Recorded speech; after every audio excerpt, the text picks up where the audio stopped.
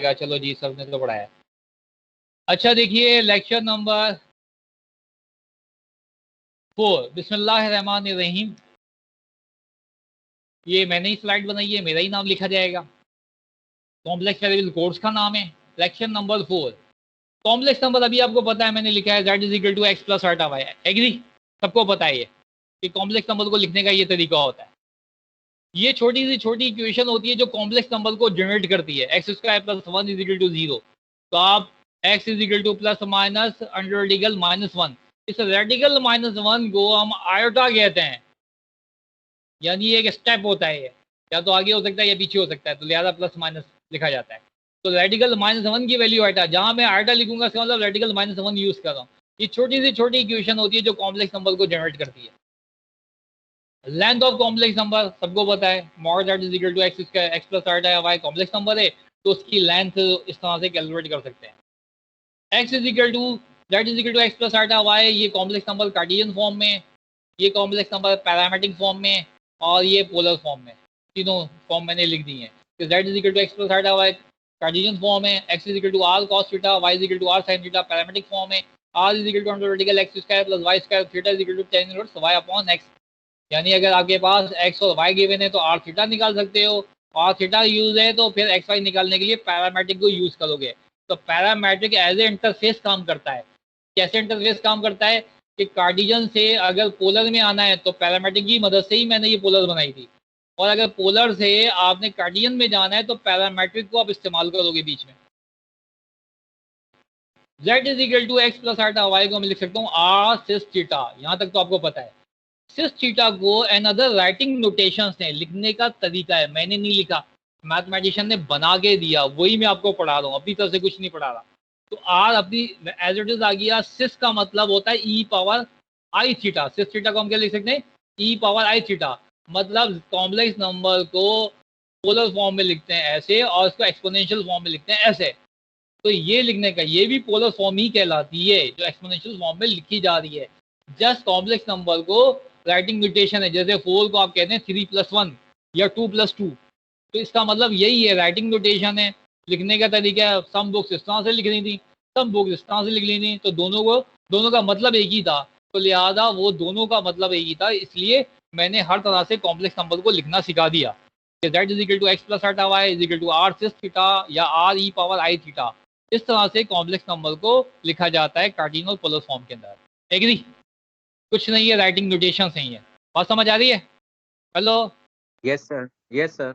ये लिखने के तरीके कंफ्यूज होने की जरूरत नहीं है। आगे आ जाओ। Show that -3 -4 iota is equal to 5 e power iota पाइट प्लस tan इनवर्स 4/3। अब ये प्रूफ करना है कॉम्प्लेक्स नंबर को किसमें लिखा जा रहा है? पोलर फॉर्म में। सिस थीटा की जगह ई पावर आई थीटा की फॉर्म में लिखा जा रहा है। एग्री? तो मैंने सबसे पहले आपको बताया था कि कभी भी कॉम्प्लेक्स नंबर को पोलर फॉर्म में लिखने से पहले सबसे पहले आप उसको प्लॉट कर लिया करो, उससे गलती होने के चांसेस कम से कम हो जाते हैं। इसीलिए -3 -4 का मतलब है -3 कॉमा प्लस आइटा, तो कॉमे में, ये आइटा तो कॉमे में चला जाएगा ना, तो क्या मिलेगा? -3 कॉमा -4। अब -3 ये आ गया, -4 बिलो चला गया, तो ये कॉम्प्लेक्स नंबर बना। तो एंगल तो ये होगा, एंगल तो ये होगा, और जो भी उसकी लेंथ होगी वो तो बाद में निकालेंगे, जो भी होगी लेंथ। तो कॉम्प्लेक्स नंबर किस कॉर्ड में जाएगा? फोर्थ कॉर्ड में, क्योंकि एंगल ऑफ -3 कॉमा -4 थर्ड में जाएगा ना सर? -3, हाँ सॉरी थर्ड क्वाड्रेंट है, सॉरी थर्ड क्वाड्रेंट में आएगा। तो -3 -4 लिखा तो मैंने थर्ड में, ये बोल मैं फोर्थ किया, तो -3 -4। एग्री? तो अब ये देखो, ये कॉम्प्लेक्स नंबर आपने प्लॉट कर लिया। अब आप इस कॉम्प्लेक्स नंबर को लेट कर लोगे z, और कनेक्ट कर दोगे are e power i theta. पहले मैं लिखता था आर सिस थीटा, अब यहाँ पे एक्सपोनेंशियल है तो ई पावर आई थीटा लिखूंगा। ये फॉर्म मुझे चाहिए। x बराबर है -3 के, y बराबर है -4 के, r निकाल लूंगा, याद है आपको, निकालना आता है।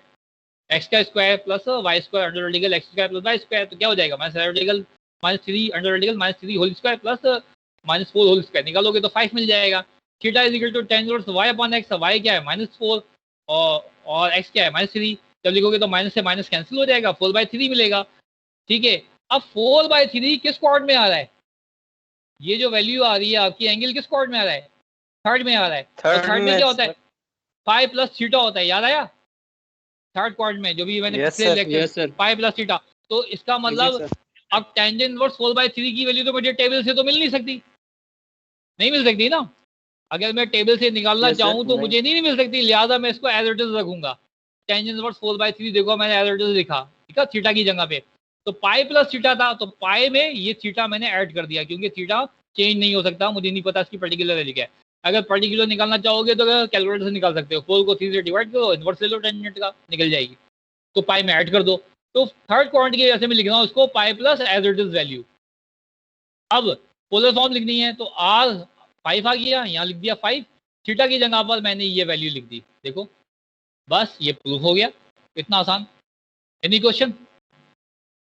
सर इसमें आर की वैल्यू हमने फाइंड क्यों की सर? वो तो हम पीछे फॉर्म पढ़ के आए हैं कि ये z बराबर होता है are e power i theta की, तो आर तो आर वहीं की से वैल्यू हमें मिल रहा है कि वैल्यू 5 है। कहाँ से मिल रहा है? आर 5 है, वो तो प्रूफ करना है। क्वेश्चन में तो प्रूफ शॉर्टेड अच्छा लिखा है ना, प्रूफ करना है लेफ्ट बराबर राइट के, तो निकाल के दिखा रहे हैं ना। अच्छा, ठीक है, ठीक सर। सर ठीक है। दूसरा ये तो कि जब हम यहाँ पे इसमें मैंने सर 5 लास्ट में नहीं लिख लिखा, रहे हैं यहाँ 5 लिख दिएगा जी। सर जी 5, हाँ इसमें नहीं लिखा हुआ। आप लिख दिएगा, ठीक है, मिसिंग हो ओके जाती सर। है। लेक्चर बनाना बहुत मुश्किल होता है पावर पॉइंट पे, तो एक लेक्चर बनाओगे तो लग पता जाएगा तुम्हें जी। एग्री? आगे चलते हैं। Agree sir. सर इसके साथ यस बस सर। 5 मल्टीप्लाई करेंगे ना, ये आपने जी जी, टाइपिंग वो मिस्टेक मिसिंग किया। कर गया हूँ, आप कर लीजिएगा। Missing डिमोलस है, थ्योरम होता है ना, बहुत सारा लेक्चर बना रहा होता है तो मिसिंग हो जाती है। De Moivre's theorem cos theta plus alpha sin theta whole power n, यही थी ना De Moivre's. cos n theta plus alpha sin n theta yes sir. या cis theta whole power n is equal to cis n theta, ऐसे लिखते थे ना डिमोलस। अभी आगे देखो binomial theorem a plus b whole power n is equal to a power n। ठीक है जी, इसको मैं करेक्ट कर लेता हूँ, यहाँ पे क्यूब आएगा, n कॉम्बिनेशन 3 है तो यहाँ 3 आएगा, मैं इसको सही करके अपलोड करूंगा। यहाँ पे भी 3 आएगा, ठीक है जी, यहाँ पे भी 3 आएगा। नेगेटिव होगा तो ऐसे चलेगी, पॉजिटिव नेगेटिव पॉजिटिव नेगेटिव, इसको मैं अपलोड कर दूंगा। एप्लीकेशन ऑफ डिमोलस थ्योरम मैं पढ़ा चुका हूँ अभी, ये मल्टीपल जो है वो पावर्स में एक्सपेंड होते हैं, अभी बताया था मैंने, प्रॉब्लम भी कराई थी। ये देखो ये फॉर्मूले भी मैंने बता दिए थे।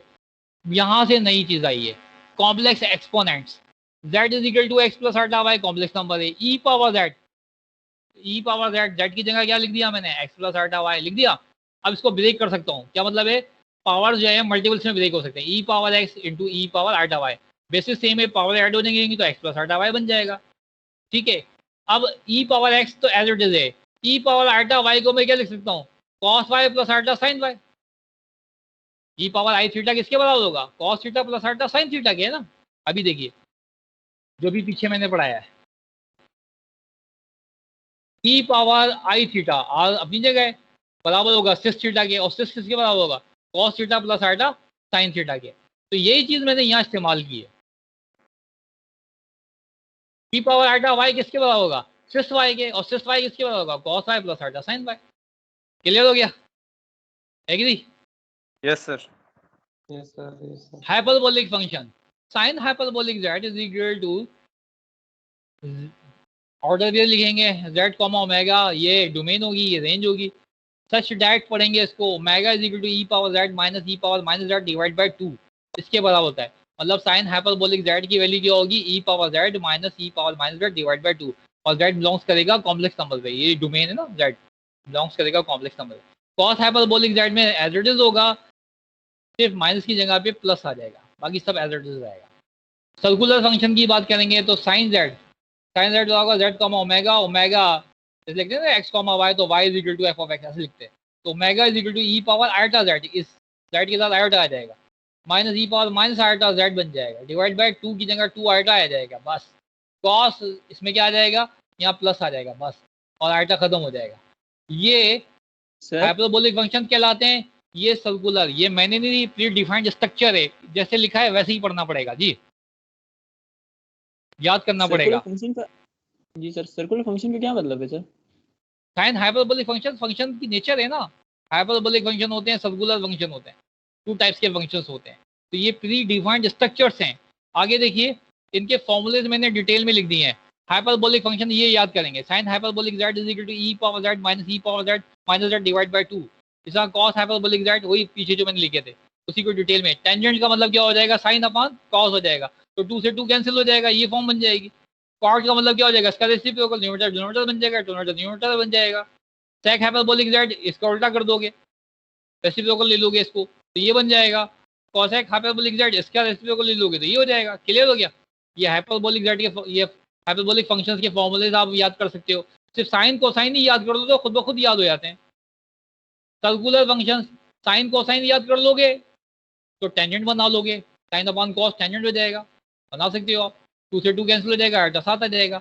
इसी का रेसिप्रोकल ले लोगे कॉट बन जाएगा, इसका रेसिप्रोकल सेक बन जाएगा, इसका रेसिप्रोकल लोगे तो ये इसका रेसिप्रोकल में मैंने गलती की है, यहाँ आयटा आएगा, यहाँ पे आयटा ऐड कर लेगा। इसका रेसिप्रोकल क्या होगा 2 आयटा ओवर ई power eta Z minus e power minus यहाँ आयटा आएगा। इसको मैं करेक्ट करके अपलोड करूंगा। तो इस तरह से साइन कोसाइन याद कर लो और साइन कोसाइन सर्कुलर के याद कर लो तो बाकी खुद ब खुद यह बन जाते हैं। तो जरूरी नहीं है कि आप टेंजेंट कोटेंजेंट सीकेंट कोसिकेंट याद करें। सिर्फ sine z hyperbolic sine hyperbolic z और कॉस हाइपरबोलिक जेड अगर आप याद कर लेते हैं या साइन जेड और कॉस जेड तो बाकी तो खुद ब खुद बन जाते हैं और इनकी जरूरत भी नहीं होती बाकियों की, ज़्यादातर साइन कोसाइन ही इस्तेमाल होते हैं। तो ये फॉर्मूलाज हैं जो मैंने नहीं बनाए, बिल्ट-इन है, आपको याद करने पड़ेंगे।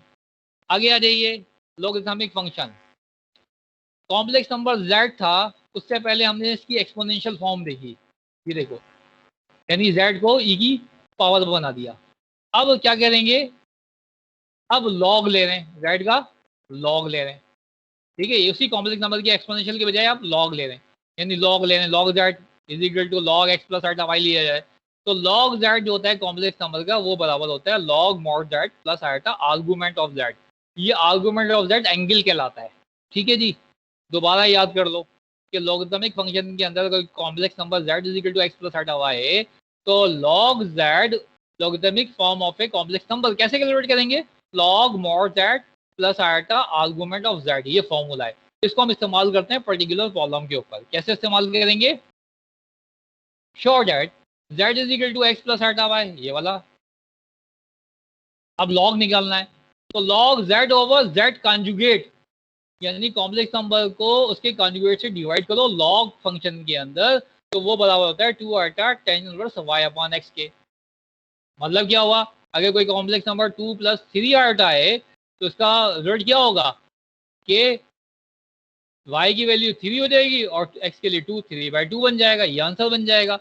कोई कॉम्प्लेक्स नंबर -4 और प्लस आयटा 6 है तो इसका मतलब 6 अपॉन -4 यहाँ आ जाएगा, सिंपल सी बात है।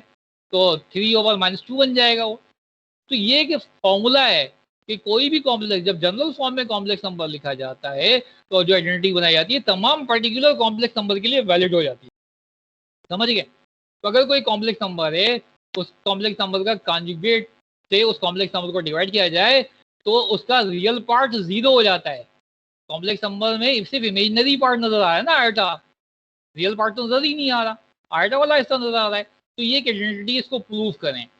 तो अब इसको प्रूव करने के लिए हम यही वाली टेक्निक यूज करेंगे, कौन सी, लॉग z बराबर होता है लॉग z का मॉड और plus iota argument of z। ये फॉर्मूला याद कर लीजिए, इसी को हम इस्तेमाल करके इस आइडेंटिटी को प्रूव करेंगे। एग्री, बात समझ आ रही है, ठीक है जी। लॉग निकालना है, आवाज आ रही है, जी सर, जी सर। अब देखें, लेफ्ट साइड लेके चलूंगा, राइट को प्रूव करूंगा। तो जो शॉर्ट डेट प्रूफ डेट के क्वेश्चंस होते हैं ना उसमें 3 ट्रिक्स होती हैं। यहाँ पे तो मैं एक ही इस्तेमाल करूंगा लेकिन आगे चल के हो सकता है मैं तीनों में से किसी को भी यूज करूँ जो मुझे आसान लगेगी। समटाइम हम लेफ्ट साइड लेते हैं, राइट हैंड फॉर्म करते हैं। समटाइम्स हम राइट हैंड लेते हैं, लेफ्ट हैंड फॉर्म करते हैं।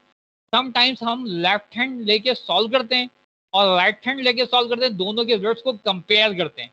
बात समझ आ गई, ये 3 तरीके हैं। तो मैं यहाँ पे सबसे आसान तरीका इस्तेमाल कर रहा हूँ कि लेफ्ट हैंड साइड इस्तेमाल कर रहा हूँ और राइट हैंड साइड को मैं प्रूफ करूंगा। तो लेफ्ट हैंड मैंने पिक कर ली, लॉग z ओवर z बार, ये देखो।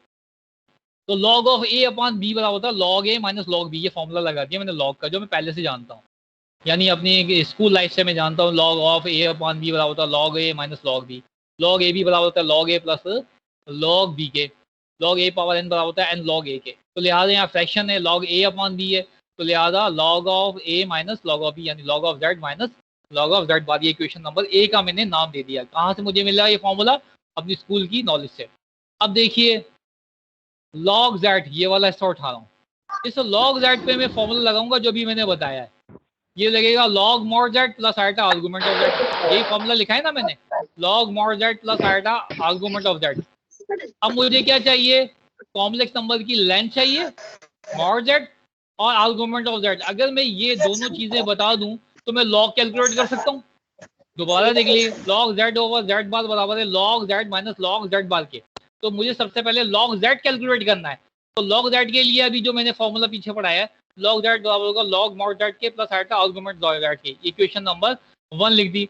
log z बार इसको ले लें तो z की जगह z बार आ जाएगा, तो यही फॉर्मूला बन जाएगा log z bar plus iota argument of z bar. Equation number 2 बन गई।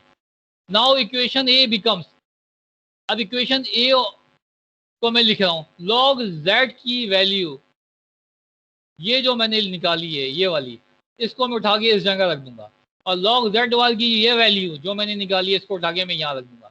तो देखो मैंने लिखा, इस जगह पर ये वैल्यू राइट कर दी और इस जगह पर मैंने ये वैल्यू राइट कर दी।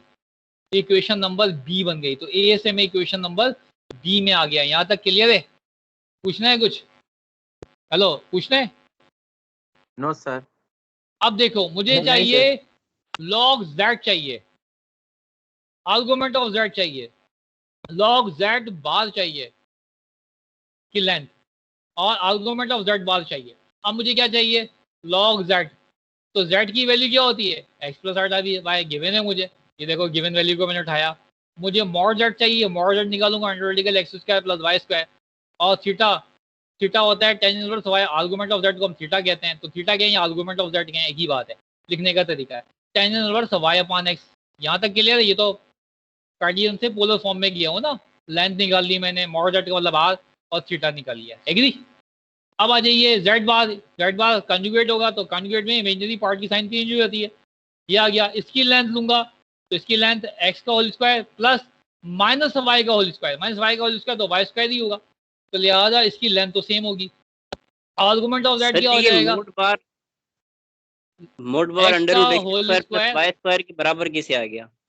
बता रहा हूँ, x का whole square plus minus y का होल स्क्वायर लोगे तो माइनस खत्म हो जाएगा स्क्वायर की वजह से। दो कॉम्प्लेक्स नंबर अगर डिफरेंट प्लेन में लाई करते हैं तो उनकी लेंथ इक्वल हो सकती है। Length of complex number and it's conjugate दोनों इक्वल होती हैं, आइडेंटिटी है। तो लिहाजा क्या होगा, x का स्क्वायर प्लस माइनस वाई का होल स्क्वायर। ये माइनस यहाँ नहीं आएगा, ये माइनस तो फॉर्मूला, प्लस तो फॉर्मूले का है, माइनस ब्रैकेट में जाएगा अंदर, माइनस वाई का होल स्क्वायर तो वाई स्क्वायर बनेगा। तो लिहाजा लेंथ ऑफ कॉम्प्लेक्स नंबर और उसकी लेंथ ऑफ उसके कॉन्जुगेट की बराबर होती हैं, ये याद रखें। आर्गुमेंट लेंगे, आर्गुमेंट में फर्क पड़ेगा, बस यूं याद रख लीजिए कि कॉम्प्लेक्स नंबर और उसके कॉन्जुगेट की लेंथ बराबर होती है। क्लियर? इसको करके देख लीजिएगा, कोई मिलेगा जो बता रहा हूँ। आर्गुमेंट ऑफ z बार बराबर होता है theta tangent inverse y, y की जगह क्या पड़ा हुआ है, माइनस वाई, तो ये माइनस वाई आ जाएगा, x हो जाएगा, माइनस बाहर निकल जाएगा तो minus tan inverse y upon x. तो इसका मतलब ये हुआ कि आपके पास ये सब mod z की वैल्यू इस जगह रख सकते हो, ठीक है, और z बार की mod की वैल्यू इस जगह रख सकते हो, ठीक है। आर्गुमेंट ऑफ z की वैल्यू इस जगह रख सकते हो, और आर्गुमेंट ऑफ z बार की वैल्यू इस जगह रख सकते हो। जब मैं ये वैल्यू सब्स्टिट्यूट करता हूँ, ये देखो सब्स्टिट्यूट की मैंने, कैसे की, log mod z तो log है mod z, जब मैं लूंगा, अच्छा यहाँ पे मैंने एक गलती की है उसको ठीक कर लेना, log यहाँ log आएगा, LOG log z बार, इसको मैं करेक्ट करके अपलोड करूंगा। mod z ये लिखा है under x square plus y square, तो log under x square plus y square ये लिखा जाएगा, प्लस आएगा argument of z। Argument of z क्या है, tan inverse y upon x, ये देखो tan inverse y upon x आ गया, माइनस log mod z, तो log under x square plus y square आएगा, माइनस आएगा आर्गुमेंट ऑफ z, तो ये वाला माइनस इस वाले माइनस को प्लस कर देगा, तो क्या मिलेगा, tan inverse y upon x. तो ये कैंसिल हो जाएंगे और ये ऐड हो जाएंगे, जब ऐड होंगे तो प्रूफ हो जाएगा। तो बस गलती मैंने ये की है, यहाँ पे log लगाना भूल गया, वो मैं करेक्ट करके अपलोड कर दूंगा। तो इस तरीके से ये आइडेंटिटी प्रूफ हो जाती है। तो सबसे पहले मैंने लेफ्ट हैंड साइड ली और राइट हैंड साइड को प्रूफ कर दिया। बस ये की पॉइंट याद रखें, लेंथ ऑफ कॉम्प्लेक्स नंबर और उसकी कॉन्जुगेट की लेंथ बराबर होती है। ये जो माइनस वाई ये ब्रैकेट में जाएगा तो इसको वाई स्क्वायर नहीं लिखना है, माइनस वाई होल स्क्वायर, जब सॉल्व करोगे तो वाई स्क्वायर ही आएगा। माइनस खत्म हो जाएगा पावर इवन होने से। क्लियर है सर जी?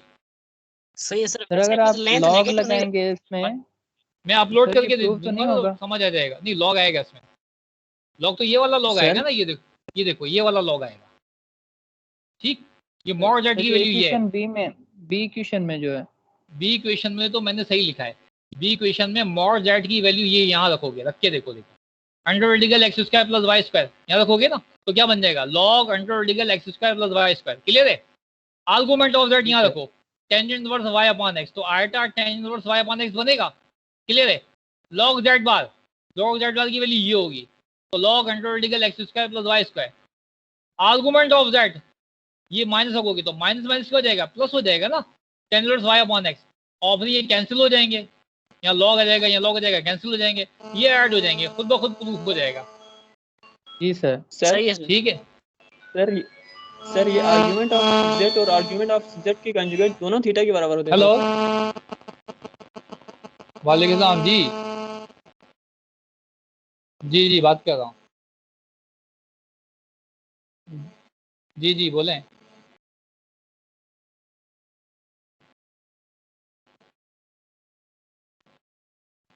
कब है पेपर?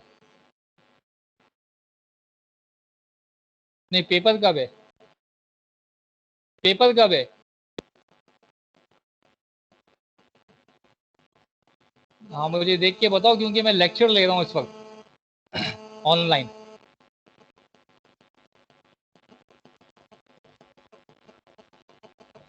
चलो मैं भी आ रहा हूँ ऑफिस में, ऑनलाइन लेक्चर ले रहा हूँ ज़रा, ठीक है ना, ये कंप्लीट करके फिर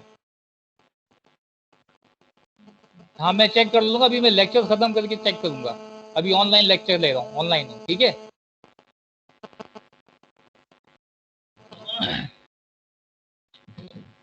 क्लियर हो गया यहाँ तक? जब हम इसको पुट करेंगे तो सिंप्लीफाई हो सर? जाएगा। जी सर पूछें। जी जी ये आर्ग्यूमेंट ऑफ जेड और आर्ग्यूमेंट ऑफ जेड का जो बार है दोनों थीटा के इक्वल होते हैं सर। नहीं, थीटा तो राइटिंग नोटेशन है ना, अब देखो यहाँ जेड बार है तो उससे थीटा कुछ और मिलेगा, जैसे थीटा वेरी करता है, कहीं 30 डिग्री मिलता है, कहीं 45 मिलता है, कहीं 60 मिलता है, समझ गए? तो लिहाजा आप थीटा अगर मैं कहूँगा तो आप एक जैसा समझोगे, इसलिए मैंने आर्गूमेंट ऑफ जेड और आर्गूमेंट ऑफ जेड बार का है। क्लियर है? Okay sir, okay sir. ठीक है, ये मतलब है। Sir argument of Z sir ये इक्वल तो आइडेंटिटी ये जो हमने कैसे सर हुआ? आर्गूमेंट ऑफ जेड ये फॉर्मूला है ना, अभी देखें पीछे मैंने दिखाया था आपको, ये देखिए कैसे नहीं हुआ, ये देखें ये लिखा हुआ argument of Z, log Z को जब बोलते हैं तो log mod Z plus iota argument of Z. Argument of Z को हम दूसरे लफ्जों में थीटा एंगल ही कहते हैं। क्लियर हो गया? इसी को मैं यहाँ इस्तेमाल जी कर सर। रहा हूँ। ये देखो मॉड जेड होगा तो मॉड जेड का आर्गूमेंट, यानी कॉम्प्लेक्स नंबर, देखो ना अगर आपके पास एक कॉम्प्लेक्स नंबर है एक्स प्लस आयटा वाई, गौर से सुनो, x plus iota y first quadrant में आएगा, आएगा नहीं आएगा? फर्स्ट क्वाड्रेंट जी में आएगा सर। ना, और एक्स माइनस आयटा वाई कौन से क्वाड्रेंट में जाएगा? फोर्थ में सर ये फोर्थ में थर्ड जाएगा, तो दोनों के फोर्थ एंगल में में सर, फर्क होगा ना, यस सर। इसीलिए रिवर्स तो होगी सर। ये फर्स्ट क्वाड्रेंट में एंगल बनेगा, argument of that tan inverse y upon x। Clear है? और ये फोर्थ क्वाड्रेंट में एंगल बनेगा, समझ गए? एंगल की लंबाई बराबर होगी, डायरेक्शन चेंज होगी, एक फर्स्ट में चला गया, एक बिलो आ गया, तो फोर्थ में आ गया, समझ गए? जी सर। ऐसे होगा। नेक्स्ट प्रॉब्लम देखिए, log 1 plus cos theta plus iota sine theta is equal to log 2 cos theta by 2 plus iota theta by 2, ये आइडेंटिटी प्रूफ करनी है। अब यहाँ देखो log 1 प्लस कॉस थीटा ये रियल है पूरा, आयटा के बाद इमेजनरी शुरू होता है ना, आयटा के साथ जो लगता है वो इमेजनरी होता है, ये इमेजनरी है, तो कॉम्प्लेक्स नंबर के दो हिस्से हो गए, ये x हो गया और ये आयटा y हो गया, ऐसे ही हुआ ना, रियल और इमेजनरी। अब लेफ्ट हैंड साइड से राइट हैंड साइड बनानी है, तो सबसे पहले हम जेड अज्यूम कर लेंगे इस ब्रैकेट वाले को कि कॉम्प्लेक्स नंबर है, 1 प्लस कॉस थीटा क्योंकि रियल पार्ट है प्लस आयटा साइन थीटा। अब लॉग की प्रॉपर्टी यूज करेंगे, लॉग जेड बराबर होता है log mod Z plus eta argument of Z, क्योंकि लॉग लगा हुआ है, ये फॉर्मूला आपको पता है।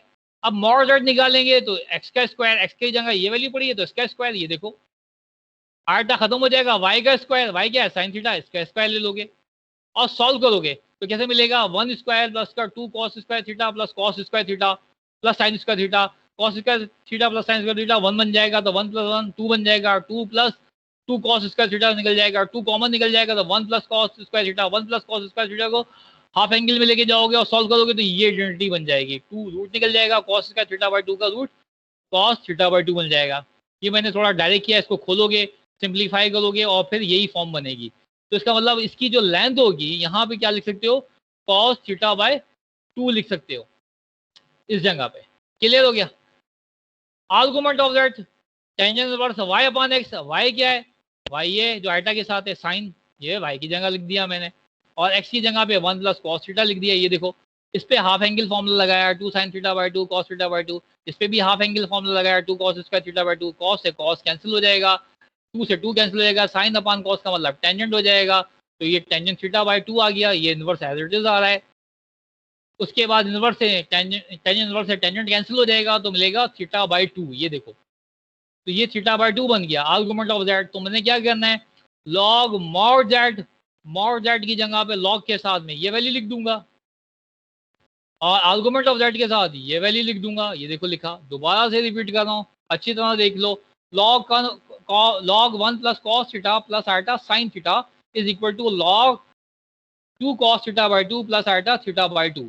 ये लेफ्ट हैंड साइड है, ये राइट हैंड साइड है, प्रूव करना है। लॉगरिथमिक फंक्शन यूज हो रहे हैं, जब लॉगरिथमिक फंक्शन यूज हो रहे हैं तो मैंने क्या किया, लेफ्ट हैंड साइड को टेक किया, उसके लॉग के एंगल को मैंने z ले लिया क्योंकि इसके दो हिस्से नजर आ रहे हैं, ये रियल है ये इमेजिनरी है, तो z अज्यूम कर लिया, तो लिहाजा ये x हो गया ये y हो गया, यानी 1 प्लस cos थीटा x है और sin थीटा y है, मैंने लिखा नहीं है यहाँ पे।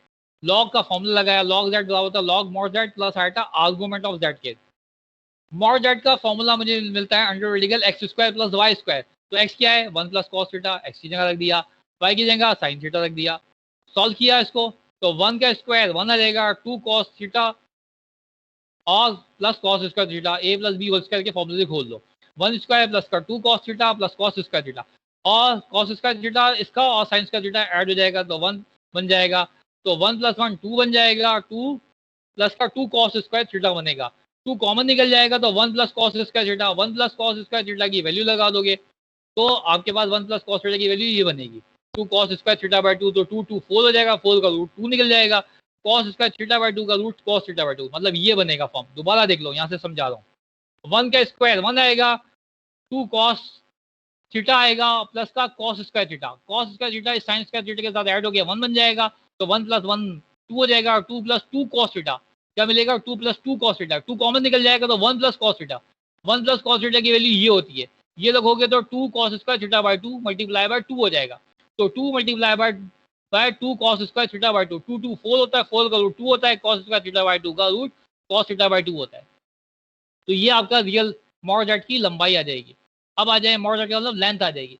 आर्गुमेंट ऑफ दैट बराबर है tan inverse sin theta over 1 plus cos theta, तो टेंजेंट इनवर्स लिखोगे sin थीटा को हाफ एंगल में लेके जाओगे 2 sin theta by 2 cos theta by 2, 1 plus cos theta को लेके जाओगे 2 cos स्क्वायर थीटा बाय 2, इसके स्क्वायर से ही cos कैंसिल हो जाएगा, 2 से 2 कैंसिल हो जाएगा, sin न्यूमरेटर में बचेगा cos डिनोमिनेटर में बचेगा, तो sin theta by 2 cos theta by 2 tangent theta by 2 बनेगा, तो tangent inverse tangent theta by 2, inverse और टेंजेंट कैंसिल हो जाएंगे, थीटा बाय 2 बचेगा। अब ये आर्गुमेंट ऑफ दैट की जगह पे थीटा बाय 2 रख दोगे और mod z की जगह पे 2 cos थीटा बाय 2 रख दोगे, तो नाउ इक्वेशन 1 बिकम्स क्या हो जाती है, log 1 plus cos theta plus iota sin theta, z का मतलब यही है ना, z मैंने अज्यूम किया है 1 प्लस, ये इसकी जगह रख दोगे तो ये फॉर्म बन जाएगी, इज इक्वल टू ये वाला log को ln लिखूं या log लिखूं एक ही बात है, mod z की जगह पर क्योंकि उन्होंने log की जगह ln दिया है तो मैंने ln लिख दिया, log को मैं log को ln लिख दिया मैंने, उसके बाद 2 cos थीटा बाय 2 इस mod z की जगह रख दिया, बस आइटा थीटा बाय 2 इसकी जगह रख दिया, प्रूफ हो गया, कितना सिंपल है, क्लियर है? यस ठीक है जी, सर जी पूछें। Yes sir. सर ये जो सेकंड स्टेप लिखा हुआ है फर्स्ट इक्वेशन के बाद, सर वो जी। कैसे सॉल्व हुआ जरा सा आप बता दें मेरे बली। अभी मैंने बेटा बताया तो है ना, ये तो टिग्नोमेट्रिक आइडेंटिटीज हैं, फर्स्ट ईयर कॉलेज में जो पढ़ाते हैं वो इस्तेमाल, a plus b whole square लगाओ तो क्या मिलेगा 1 स्क्वायर प्लस का 2 cos square cos theta plus का cos square theta, a plus b whole square, a square plus 2ab plus b square के फॉर्मूले से खोला तो a स्क्वायर 1 स्क्वायर प्लस का 2 cos थीटा और प्लस का cos square theta, cos square theta और sin स्क्वायर थीटा 1 बन जाएगा, 1 + 1 2 हो जाएगा, तो 2 + 2 cos थीटा बचेगा। 2 कॉमन निकाल लोगे तो 1 + cos थीटा, 1 + cos थीटा पे ये लगाओगे तो 4 बन जाएगा। 2 × 2 4 cos स्क्वायर थीटा बाई 2, 4 का रूट 2 निकलता है, cos स्क्वायर थीटा बाई 2 का रूट cos थीटा बाई 2 निकलता है। बस ये आप करके तो देंगे सिंप्लीफाई। जी सर, थैंक यू सही है सर। उसके सर, बाद आते हैं, सिंपलीफिकेशन हो जाएगी।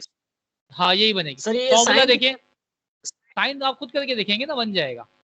मैंने इसके सर डिटेल साइन अपलोड को की। आपने हाफ जी साइन जी को आपने हाफ एंगल कैसे बनाया सर? साइन थीटा को आपने हाफ एंगल कैसे बनाया? ये तो फॉर्मूला है ना, फर्स्ट ईयर कॉलेज नहीं पढ़ा आपने? फर्स्ट ईयर कॉलेज में जो ट्रिग्नोमेट्री है उसमें, क्योंकि मैं देखिए फ्रैक्शन को कैसे सॉल्व करूं, सॉल्व करने के लिए जाहिर बात है कि मैं इनको मल्टीपल्स की फॉर्म में ले जाऊंगा ताकि एडिशन खत्म हो। तो लिहाजा ये फॉर्मूला यूज किया फर्स्ट ईयर कॉलेज से मैंने। साइन थीटा हाफ एंगल में ऐसे कनेक्ट होता है, साइन थीटा बराबर 2 sin theta by 2 cos theta by 2, 1 + cos theta बराबर 2 cos स्क्वायर थीटा बाई 2। वो आइडेंटिटी यूज की है कॉलेज से।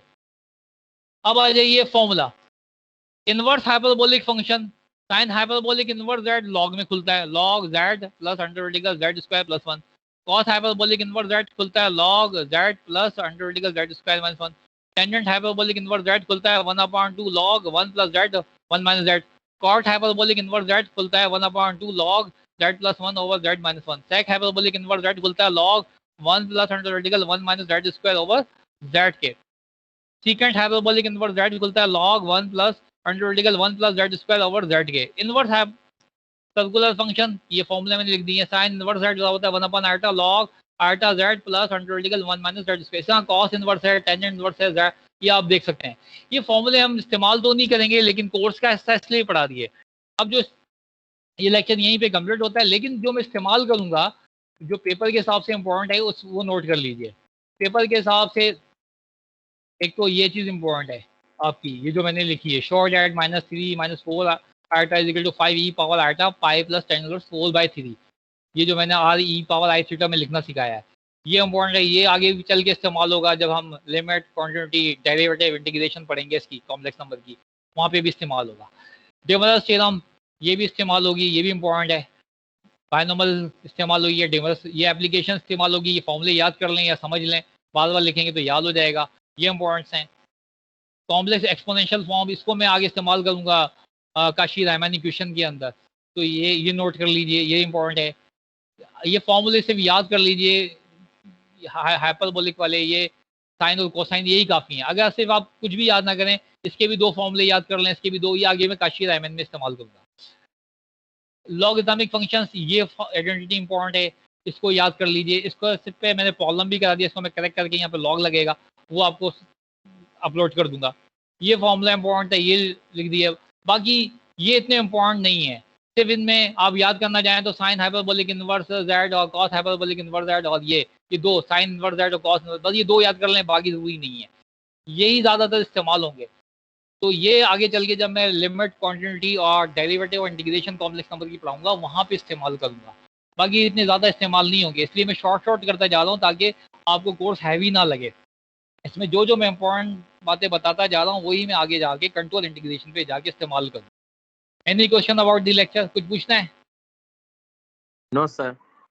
तो मैंने ये लेक्चर यहाँ पे नो सर। इसको करेक्ट करके बेटा मैं अपलोड सर। कर दूंगा जी, वो देख लीजिएगा आप जी। सर एक सवाल था सर। जी करें सर करें। ये बुक आप रेफर कर दें जिससे आप सर ये लेक्चर मैं आपको बुक बता देता हूँ, SM यूसुफ की बुक है कॉम्प्लेक्स नंबर की, वो आप ले लें। डॉक्टर SM यूसुफ साहब की बुक है, बहुत ज़बरदस्त बुक है कॉम्प्लेक्स नंबर की, उसको आप पढ़ सकते हैं, उससे आप प्रॉब्लम भी जो है वो देख सकते हैं। तो सर, उसी में से मैं पढ़ा हूँ, लेकिन वो सब कुछ नहीं पढ़ना है, वो सारा नहीं पढ़ना है। जो मैं टॉपिक को टच कर रहा हूँ वो हमारे काम के हैं, सब काम का नहीं है। सब पढ़ने बैठ जाओगे तो फिर तो हो गया कोर्स। जो टॉपिक मैं टच करता जा रहा हूँ ना वो टॉपिक काम के हैं, और जो मैं टॉपिक टच नहीं कर रहा वो काम के नहीं है।